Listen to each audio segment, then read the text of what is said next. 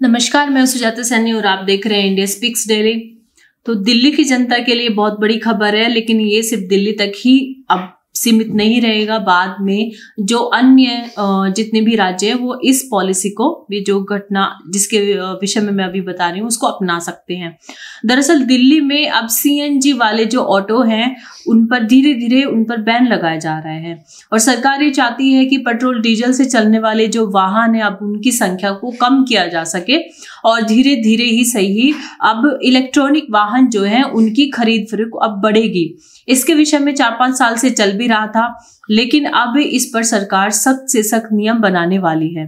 तो खबर इस प्रकार से है कि दिल्ली में चलने वाले सीएनजी ऑटो गुजरे जमाने की अब बात हो जाएंगे। दिल्ली में 3 कार वाले क्या नई कार ले पाएंगे, इस पर भी सरकार पॉलिसी लेकर आ रही है। अब ये सवाल इसलिए उठ रहे हैं क्योंकि दिल्ली की हवा की सेहत सुधारने के लिए अब दिल्ली सरकार एक बड़ा कदम उठा रही है। सर्वे के मुताबिक 40% जो प्रदूषण है दिल्ली में वो वाहनों से होता है। तो ऐसे में जो डीजल पेट्रोल के जो वाहन है, इनके सीएनजी जो वाहन है, उन सब को धीरे धीरे बंद किया जा रहा है और नए जो वाहन होंगे वो सब के सब इलेक्ट्रॉनिक वाहन हो सकते हैं। तो अब इसमें अभी तक का क्या आंकड़ा है उसके बारे में हम बात कर लेते हैं। तो दिल्ली में करीब 90,000 ऑटो रिक्शा हैं और साथ में 31 मार्च 2023 तक दिल्ली में कुल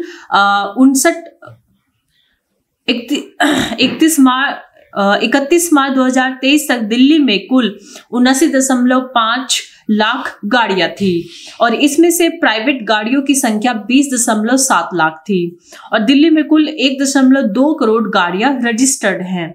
इसमें से 33.8 लाख प्राइवेट कारें हैं।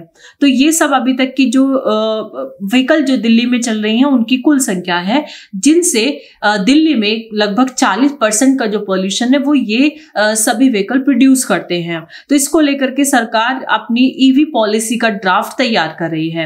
अब उस ड्राफ्ट के प्रमुख बिंदु क्या हैं, इसके बारे में हम आपको बता देते हैं।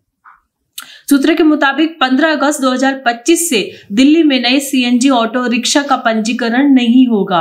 तो जो लोग ऑटो रिक्शा वगैरह खरीद रहे हैं या उस पे काम करते हैं तो उनके रोजगार पर भी फर्क पड़ेगा। उनको जल्द से जल्द अपना जो रोजगार है वो ई रिक्शा पर लेके जाना होगा।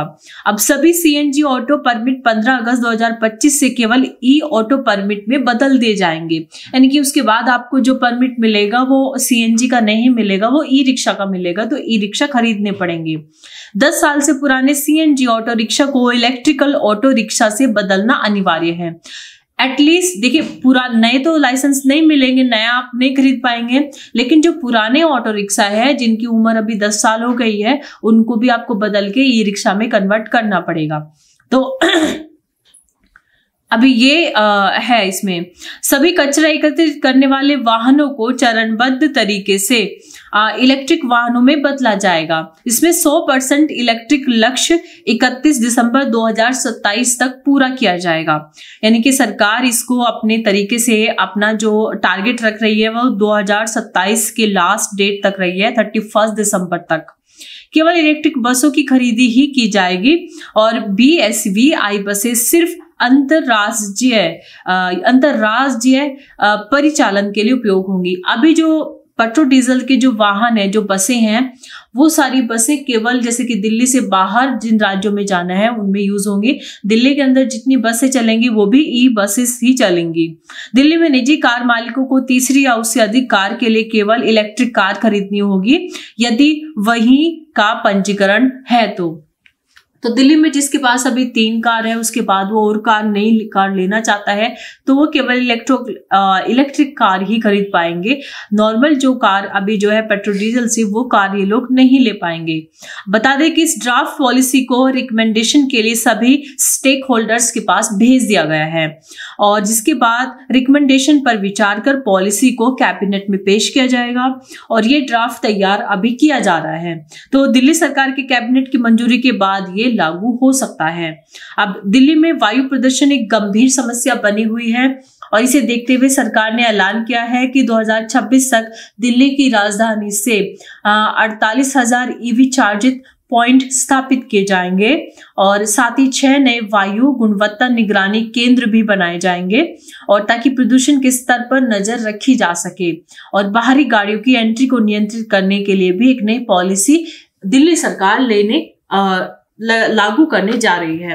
तो जल्द से जल्द इस पर जैसे ड्राफ्ट तैयार होगा ये कैबिनेट में ये जाएगा और हमें नहीं लगता कि इस पर कोई अड़चन आने वाली है, कोई खास अड़चन इस पर नहीं आने वाली होगी। तो ये पास हो जाएगा तो उसके बाद जो लोग कारें खरीदना चाहते हैं, जिन लोगों का ऑटो रिक्शा का काम है, उन लोगों को संभल कर रहना होगा। जो जिनके पास वाहन है किसी भी तरीके का नया वाहन ना खरीदें। और अगर आपका कोई भी वाहन 10 वर्ष से ज्यादा पुराना है तो आपको उसको बदलना होगा। और फॉर एग्जाम्पल आपके पास 3 कारें हैं, उनमें से आपकी एक कार 10 वर्ष से ज्यादा पुरानी है और आप चाहते हैं कि उसको बदल दे, तो आप नया जो आप पंजीकरण करेंगे कार के लिए वो आप यानी कि इलेक्ट्रॉनिक कार ही खरीद पाएंगे।